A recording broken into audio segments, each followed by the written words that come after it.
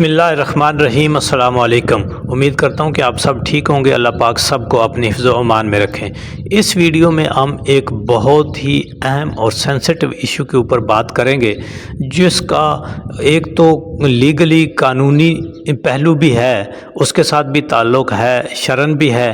اور پھر جو سب سے بڑا جو ہے اس کا معاملہ وہ معاشرتی طور پہ ہے کہ ہم معاشرتی طور پر کتنے بے حس ہو چکے ہیں، کتنے غیر ذمہ دار ہو چکے ہیں، اور پھر رشتوں کا تقدس کتنا پامال کر چکے ہیں، مادہ پرستی لالچ کتنا ہمارے معاشرے کے اندر سرایت کر چکا ہوا ہے، اور پھر جو ہمارا پولیس سسٹم ہے وہ کتنا نااہل ہے، کتنی نالائکی ہے، جوڈیشل سسٹم کے اندر کیا جو ہے وہ خامیاں ہیں، اور پولیٹیکلی جو ہے آپ دیکھتے ہیں کہ جس طرح اس نااہل ٹولے نے ملک کے تمام اداروں کو تباہ کر دیا ہے۔ تو اس حوالے کی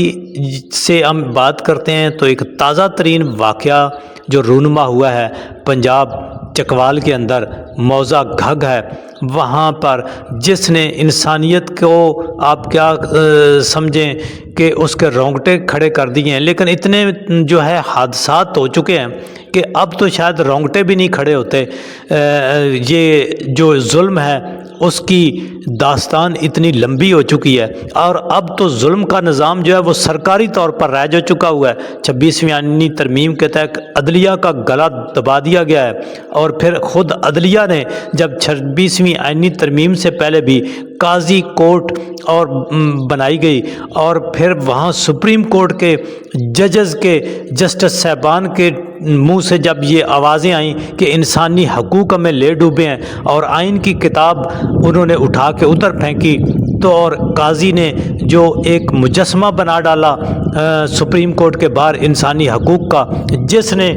عام آدمی کو سے لے کر ہر ظالم کو، وہ پولیس میں ہو، وہ وردی میں ہو، وہ جوڈیشری میں ہو، وہ سیاست میں ہو، وہ عام معاشرے میں ہو، جو ظالم دماغ تھے، جو ظالم ذہن تھے، وہ کھل کر سامنے آ گئے۔ اور یوں ہی ایسا ہی ایک واقعہ چکوال کی سرزمین پر ہو گیا ریسنٹلی، کہ کس طرح سے ایک بہن بھائی کو 2 سال سے ان کے اپنے رشتہ داروں نے، چچا زاد بھائیوں نے جو ہے وہ قید کر کے رکھا ہوا تھا۔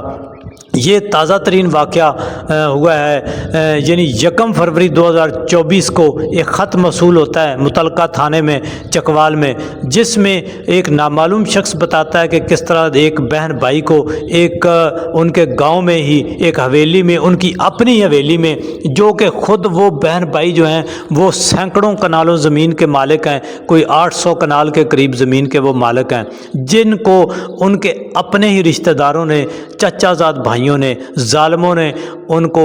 زمین کے لالچ میں، جائیداد کے لالچ میں قید کر کے رکھا ہوا ہے 2 سال سے۔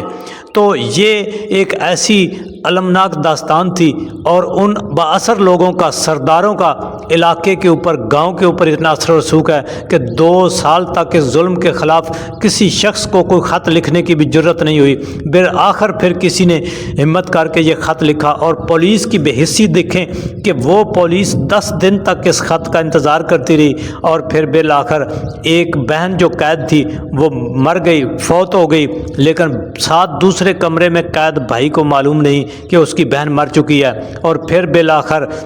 جو ہے جب ان کو یہ بتلایا، کہیں سے کسی نے اطلاع دی تھانے میں کہ جی، کسی خفیہ آدمی نے، کہ جی اب تو وہ لگتا ہے کہ وہاں جو کوئی آدمی چوری چھپے گاؤں کا ان کو روٹی دے جاتا تھا کبھی کبھی، اس کو وہ اب روٹی لینے بھی نہیں آتی۔ تو اس طرح سے بالآخر پھر بھی پولیس کی جو ہے بے حسی قائم رہی، لیکن پھر یہ بالآخر خط کسی نے سوشل میڈیا پر جو ہے وہ کر دیا۔ سوشل میڈیا کی بھی یہ پاور ہے، سوشل میڈیا کا یہ طاقت ہے کہ وہاں لوگ آواز اٹھاتے ہیں، اور پھر جا کے پولیس کو مجبوراً ایکشن لینا پڑا۔ یہ دیکھیں وہاں سے اس شخص کو آزاد کرایا جا رہا ہے۔ اس دوران جب دوسرے کمرے میں دیکھا گیا تو اس حسن نامی آدمی ہے موضع گھگ چکوال، جس کی بہن جو ہے وہ 10 دن پہلے سے فوت ہو چکی ہوئی ہے۔ یعنی یہ دیکھیں کہ 10 دن کی لاش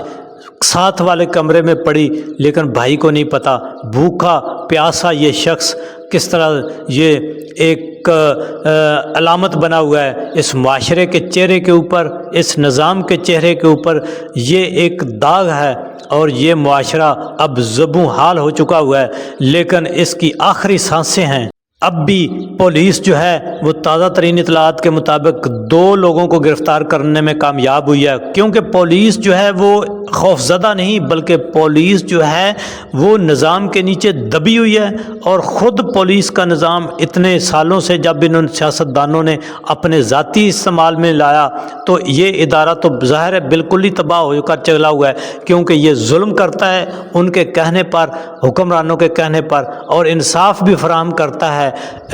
اپنے ضمیر کے مطابق یا آئین اور قانون کے مطابق نہیں، بلکہ انہی کی جو ان کو جو ہے سرکاری خزانے سے تنخواہ دیتے ہیں، لیکن کام اور احکامات اپنے ذاتی ان کے اوپر چلاتے ہیں۔ تو اس طرح سے یہ ایک بہت ہی بھیانک وقوع رونما ہوا ہے، اور ابھی تک 2 لوگوں کو گرفتار کرنے کی اطلاعات ہیں، لیکن ان کے رشتہ داروں کا کیا کہنا ہے کہ جی یہ پاگل ہے۔ وہ بھائی پاگل کہاں ہے، جبکہ یہ بتایا جا رہا ہے کہ یہ فوت ہونے والی خاتون حافظہ بھی ہے،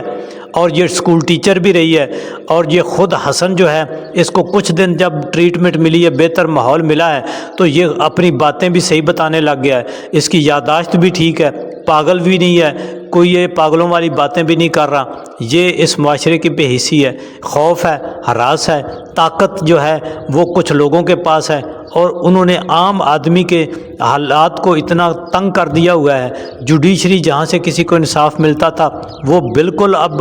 قاضی کورٹ کے بعد ڈوگر کورٹ، اور پھر جو ہے آئینی بینچ، من پسند بینچ، حکومتی بینچ،